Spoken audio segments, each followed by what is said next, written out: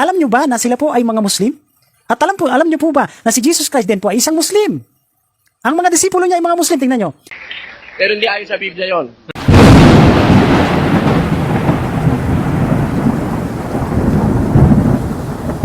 Na magpakita daw ng ebidensya na ang lahat ng propeta at si Jesucristo ay Muslim. Ano? Unang-una, sinabi sa banal na Quran. Surah Al-Imran, chapter 3, verse 2, 52 hanggang 53. At nang mapag-alaman ni Jesus, si Isa alayhis salam na anak ni Maria, ang kanilang kawalan ng pananampalataya, siya ay nagsabi, sino baga ang aking makakatulong sa kapakanan ng Allah?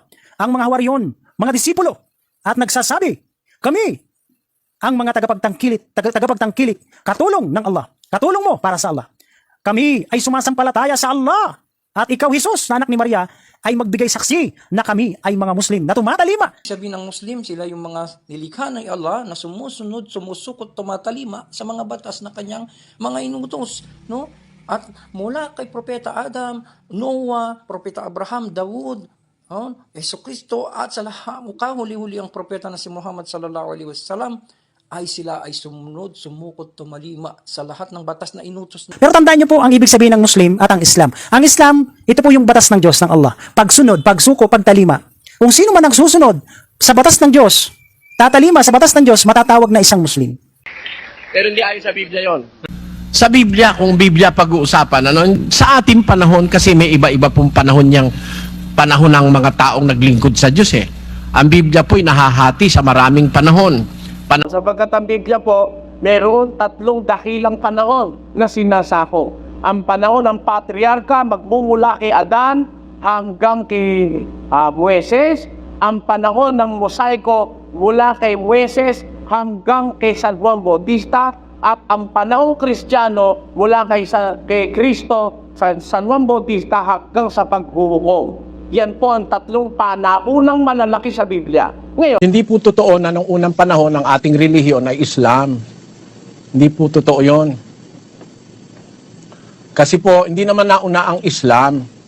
Ang nauna ang Kristyanismo. Pagkatapos po ng Kristyanismo, lumitaw ang Katolisismo. At ang Katolisismo po ay nauna ng 300 taon bago lumitaw ang Islam. Pero mas nauna po ang relihiyong Kristiyano kasi sa unang siglo pa lang nangaral na si Kristo. Kaya nga yun ang unang siglo ng panahong Kristiyano. Tapos lumitaw naman ang Katolisismo ng ika-3 siglo.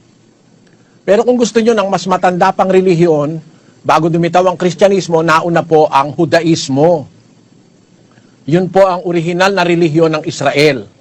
Kaya doon ang galing si Apostol Pablo sa relihiyon ng Hudaismo ng mga Hudyo.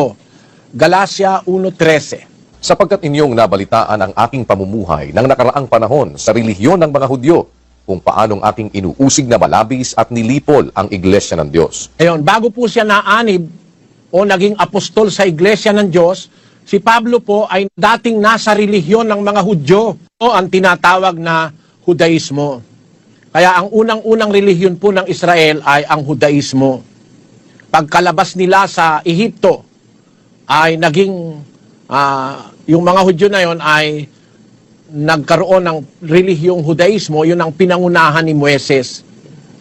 At nung dumating si Kristo, si Pablo na dating miyembro ng Hudaismo, o yung mga palatuntunan ni Moises, naging Kristiyano po si Apostol Pablo. Kaya po, parang pagtutuwid, hindi po totoo na nauna ang Islam. Doon sa bandang South po, sa Mindanao, nauna po ay ang Islam. Kasi po, ang timog ng Pilipinas o Southern Philippines ay napakalapit sa Malaysia, malapit po yan sa Indonesia, na ang mga bansa na yan ay mga bansang Islam. Yan po yan, kapatid. Yan ang kasaysayan. Pero dito po sa banda ng Luzon at banda ng Bisaya naman, nauna naman ang Katoliko. Kasi ang Katoliko ay unang nagland si Magellan nung araw doon sa Mactan at saka sa Cebu. Yon. Nauna dyan ang Katoliko. Kaya nagkaroon tayo ng pagkakaiba-iba sa relihiyon dito sa Pilipinas. Sa bandang south ng Pilipinas, nauna ang Islam. Tapos sa bandang Central Philippines, which is the Visayas, at saka dito sa Northern Philippines, which is the Luzon area, nauna naman ang Katolisismo dyan. Yan po ang kasaysayan.